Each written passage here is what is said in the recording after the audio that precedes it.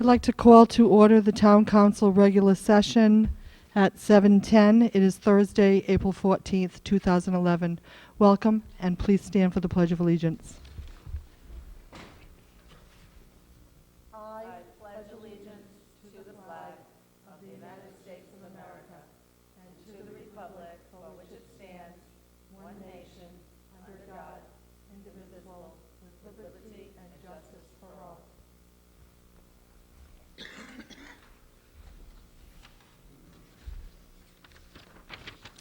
Dale, could we have the roll call, please? Present. Here.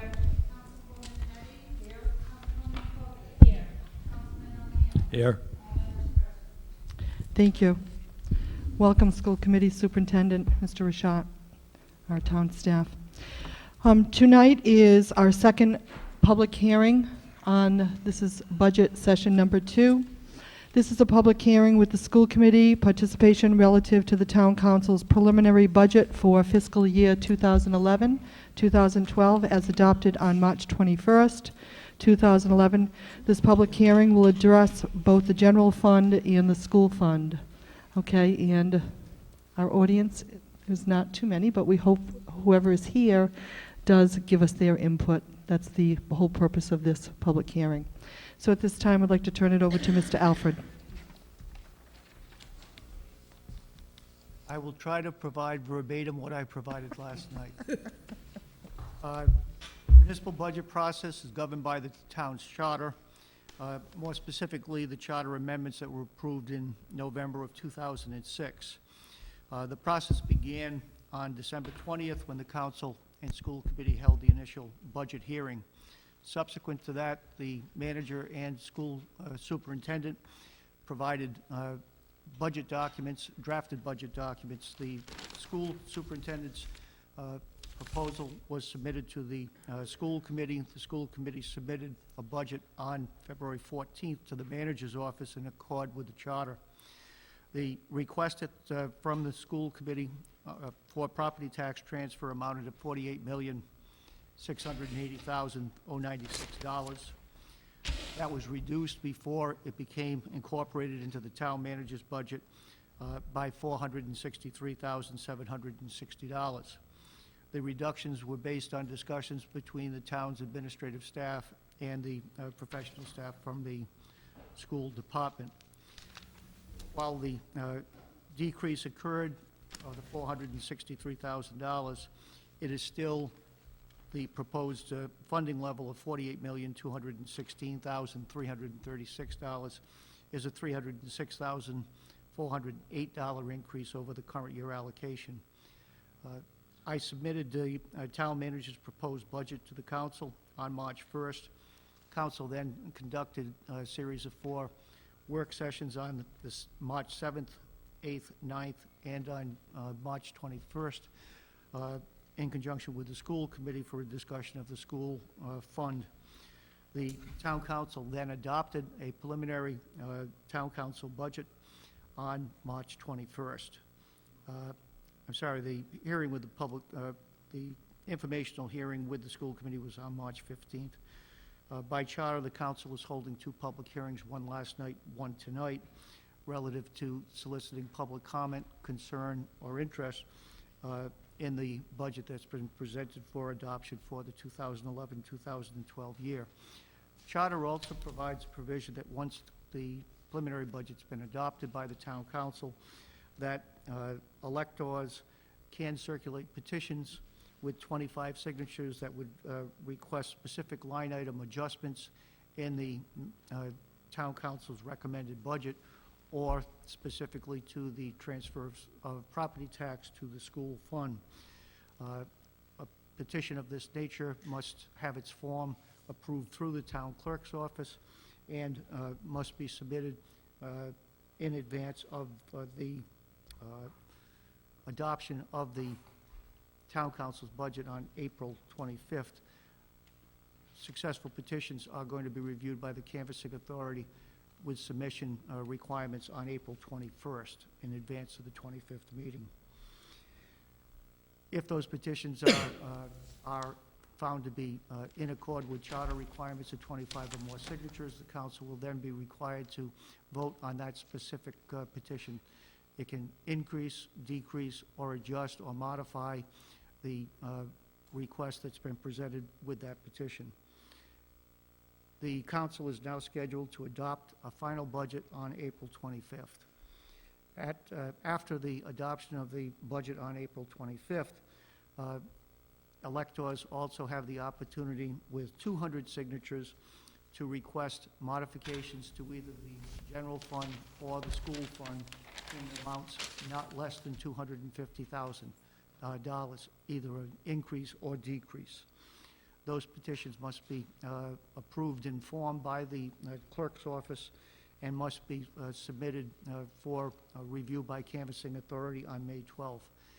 Any petition with the necessary 200-plus signatures asking for modification of either the general fund or the school fund in amounts of in excess of $250,000 would go to a budget referendum, and that referendum would be conducted this year on June 7th. That's the budget process that we're operating in. I'd now like to move to the broadsheet description of the town council's preliminary budget. The first page of the budget provides an impact statement relative to if the budget is adopted, what the impact will be on property tax. I would bring people's attention to the last two columns. One says motor vehicle exemption at $500, the second motor vehicle exemption at $1,000. There has been discussion on this matter. A policy decision is yet to be made on whether by June 15th, when the tax roll is certified, whether the council will direct staff to provide for the $500 value exemption for motor vehicles or increase that to $3,000. In the current year, the motor vehicle value exemption was set at $500. This chart also documents that the overall property tax levy necessary to support the budget as presented by the council is $66,120,691. The budget, regardless of whether the $500 exemption or the $3,000 exemption, carries the same tax levy. The difference is that the amount of dollars that would be raised from motor vehicles would drop from $4.2 million to $3.1 million, were the $3,000 exemption inserted in place of the $500 exemption. That would also mean, conversely, that the amount of property taxes to be generated by real estate and personal properties would increase by the amount lost in the motor vehicle exemption, which is approximately $1,030,000. All told, if it stays at $500, the projected tax rate for real estate and personal property would be approximately $14.30, and that amount will be determined based on the roll certified June 15th, a 0.95% increase in levy. Were the $3,000 used, the rate would increase to $14.54, or 35-cent increase, but still the levy increase would remain at 0.95%. I think it's important to note that the levy increase for the 11-12 year at 0.95% is the lowest that it's been over the last 2 years. In the current year, the rate levy increase was 1.54% and generated an increased tax levy of $995,000. In the year prior to that, it was up 1.22%, or $777,000. So over the 3-year period, the overall increase, if this budget is adopted, will be at approximately 1.2% annual. If there's no questions on the first page, I'd like to move to page 2. Page 2 provides a summary of the general fund. Give me 1 minute. I need to...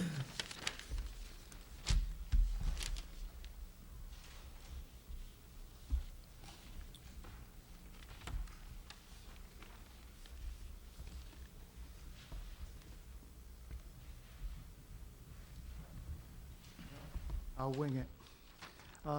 The first boxed area shows the overall municipal program. Overall municipal program recommended is at $89,777,000. This is a increase of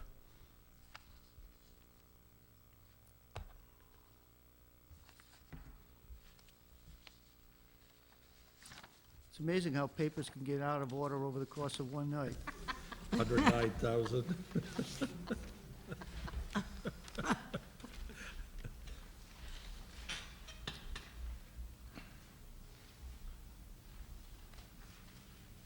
It's a 0.12% increase, or $109,000 over the current year. While this box shows $138,342,000 for total programs, that amount has redundancy in it, where the general fund went to $73,300,000 figure is inclusive of the property tax transfer, the $48 million transfer to the schools. So those dollars need to be removed. That's why we get to an $89,774,000 program, or $109,000. The first program is the general fund. The general fund is provided by functional areas. We're looking at a operating program of $19.8 million. The $19.8 million is a 2.9% increase over the current year, or $558,000. Of that $558,000 increase, the major cost driver is in the employment benefits and services costs, where we're seeing about a $305,000 increase. Two major accounts are responsible for that increase. One is cost of municipal retirement contributions, will be going up about $258,000, and costs associated with the transfer to the Health Care Reserve Fund is going up by about $49,500. Other than that, all other object codes listed on the sheet are showing an increase of between 0 and 2.5%.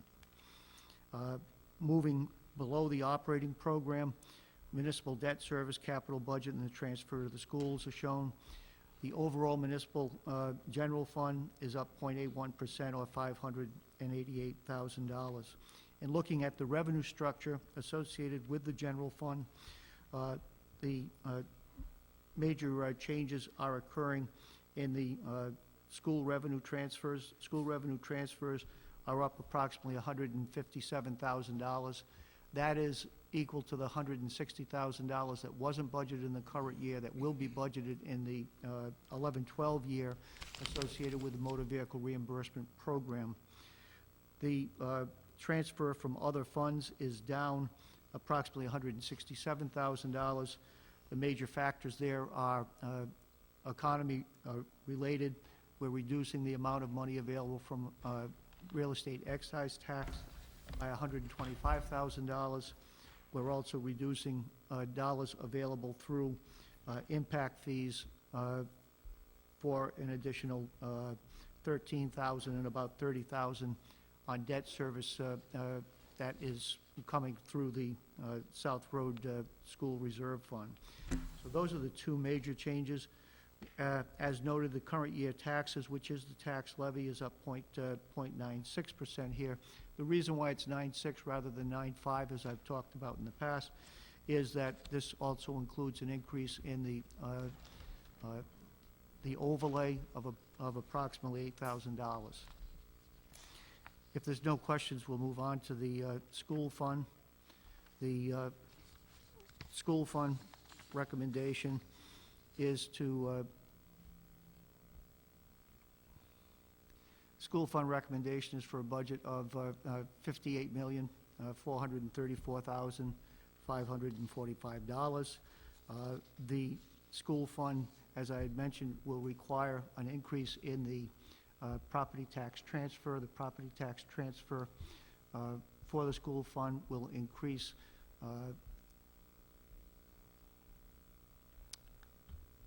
from the 47,909 in the current year to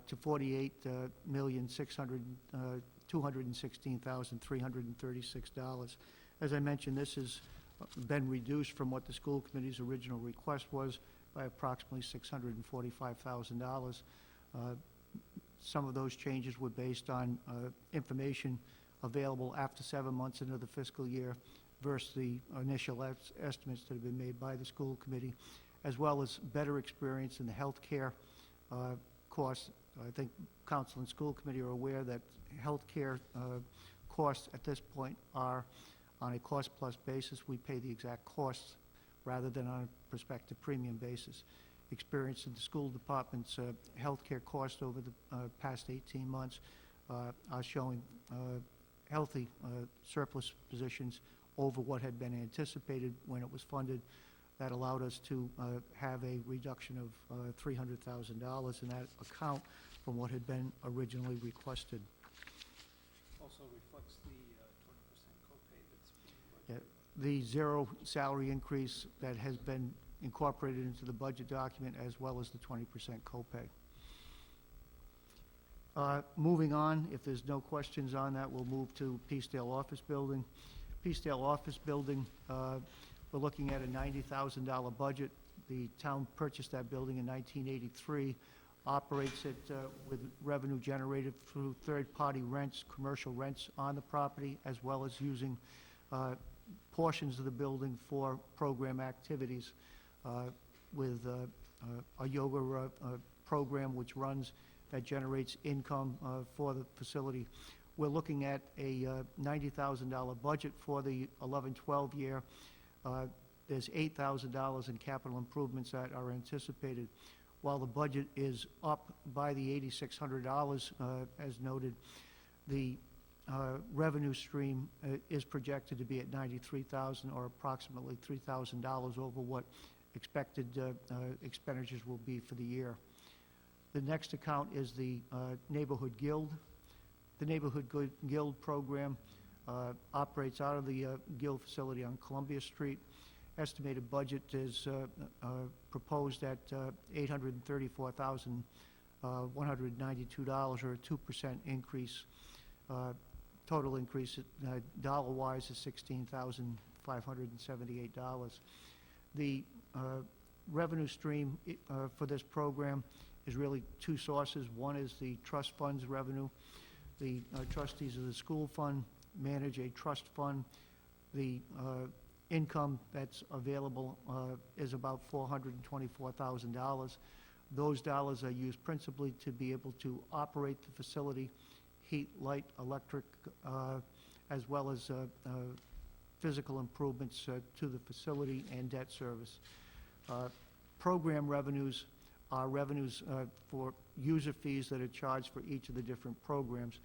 The Guild at this point runs programs in the senior services area, youth programs, music, adults, and arts.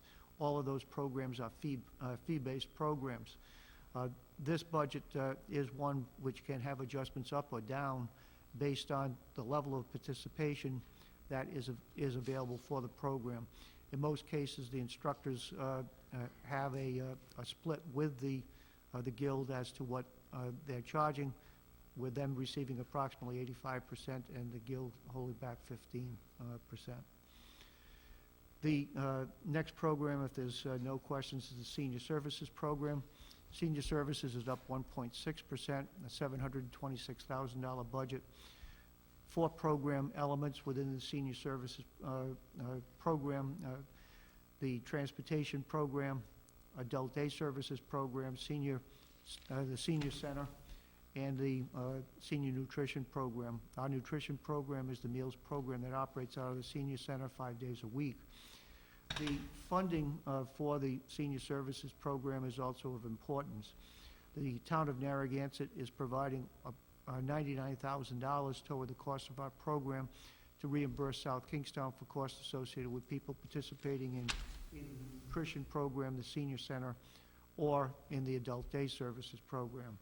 North Kingstown also provides approximately $36,500 which is reimbursement for residents of that community participating in the adult day services program. If there's no questions, I'll move on. The next three accounts are the utility funds. The utility funds, first is the water fund. The water fund is projected at $963,000, about a $4,600 increase over the current year. We are forecasting a need for a rate increase. The rate increase on the water fund will be to go from $165 to $175 for the domestic account, $165 to $175. It is a $10 increase.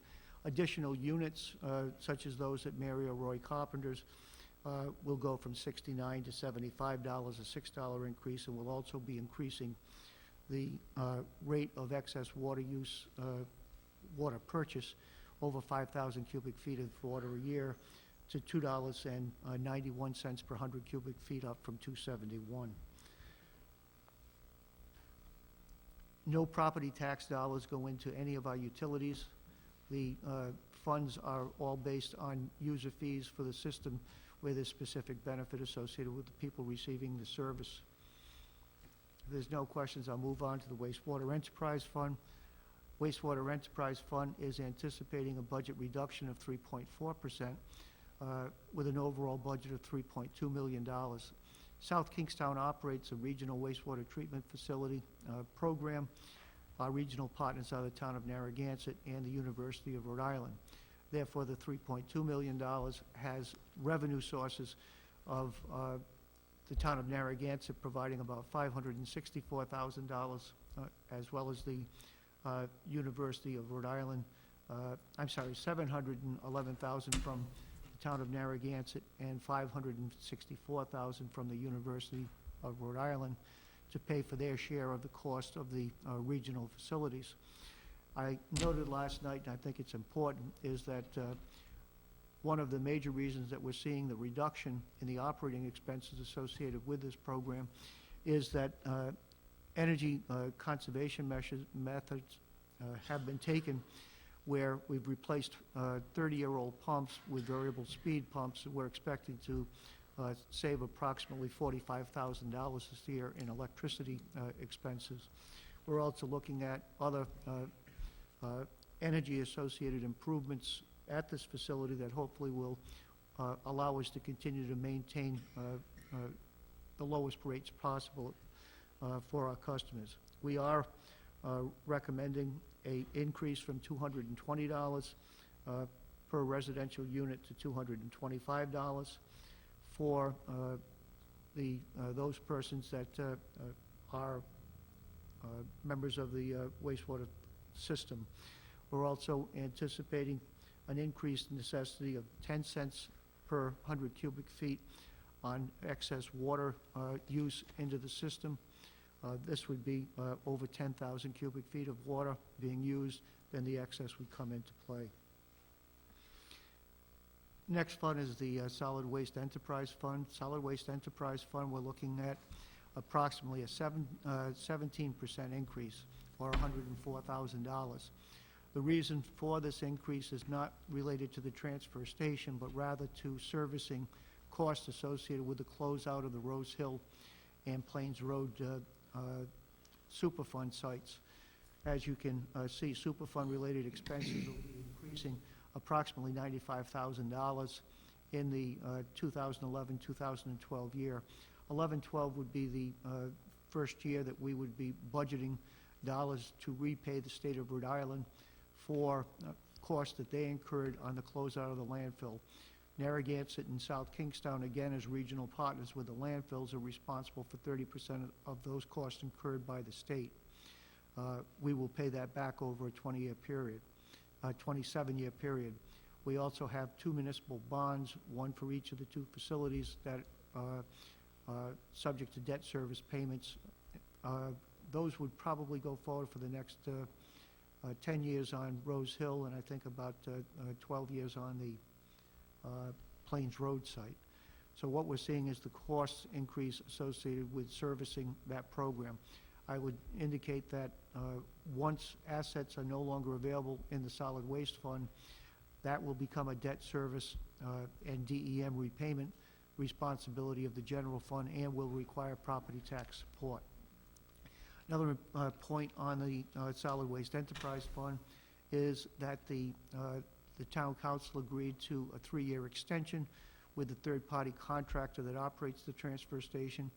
With that renegotiation, the bag tag fees were frozen at the $1.80, so there's no increase, even though one had been anticipated in the 11-12 year. What we've also done is to go from the actual number of bag tags to a minimum of 95,000. In the prior year, we were looking at probably around 85,000 bags that we would get reimbursed on. Now they're required to go at 95,000. So what we're looking at is really being able to maintain that program as a stable program in the upcoming years. We're also looking for the waste hauler to be able to provide greater recycling opportunities with the various changes that he's required to make in the facility based on the extension of the lease. If we move on, the last page of the document are a series of resolutions necessary for the transfer of funds between the 8 different funds that I've just made reference to. I can run through each of those, I think, relatively quickly. The first one is the capital budget, which is a component of the general fund.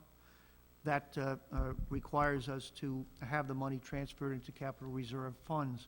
That resolution provides, number 1 provides that. The same holds true for the number 2 resolution, which is the transfer from the school fund to the school improvement program, from the school fund for technology purposes for $20,000 for funds appropriated in the 11-12 year. The third resolution provides for the transfer into the general fund from the impact fees reserve fund to pay down debt service associated with the school education debt service. 4 is identical to 3, other than it's the transfer authorization for recreation impact fees into the general fund to pay down debt service associated with open space acquisitions that are resident to the debt service in the general fund. 5th is also similar to 3 and 4, open space reserve transfers into the general fund. I'm sorry, that one's for the open space, for open space acquisitions. The number 6 is the transfer of the trust funds into the Neighborhood Guild program to be able to support that program in the amount of $413,000. The 7 is monies to be transferred from Public Works Improvement into the Public Works Office. As I mentioned last night, the Public Services Office is run as a separate fund because we're receiving reimbursement from the utility funds, so that the time that is incurred on behalf of Narragansett and URI are reimbursed in the cost and the upkeep of that facility. Number 8, utilities and special revenue transfers to the general fund. These are the transfers from the various funds to reimburse the general fund for costs that, for services that are rendered through the general fund to those different programs. Number 9 is a transfer from recreation improvements to the capital reserve fund. From the 10-11 year, this is one that we need to make before June 30th. The 11-12 transfers of the school fund transfer for the $48,216,000, as well as the transfers for property tax purposes to wastewater, for the attendant for the ISDS program, and the $341,000 transfer for the elderly services program. That's the property taxes that offsets the cost not recovered through third-party revenues from the other 2 communities or program users. Number 10 is the reserve fund transfer to the compensated absences fund. As I noted last evening, the overall transfer here is $100,000. This is anticipation of retiring police officers, that we would be able to have those dollars available to pay for severance costs associated with those retirements. Moving forward to number 11, it's 2010-2011 reserve fund transfer. This would be for Peacedale officers to contribute to the compensated absences fund, because we had a member of the rec program that provided services at PDOB that has retired, and we incurred costs associated with that. So those are the 11 resolutions. Again, the 11 resolutions only occur if the budget is adopted as presented. If the budget was amended and there were changes in any of the dollar amounts for the various funds, those would need to be adjusted as well. With that, I'll turn it back to you, Ellen. Thank you, Steve. Before we open up the floor to the public, I just want to make sure that there's no questions here at the table or the school committee table. See a bunch of smiling faces. So at this time, I'm going to open the floor, open up the mic to the public. If there's any public comment, questions, please come forward.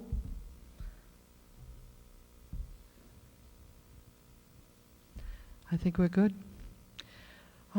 So what I'm going to do is just reiterate some dates that you started with. If there are any petitions for revisions to the preliminary budget, it is April 24th at April 21st at 4 o'clock, and then the town council will consider the petitions on April 25th, and then May 12th. Actually, we'll deal with the rest of the dates. We'll bring those forward later. So are we ready to adjourn? Okay, meeting is adjourned. Thank you very much.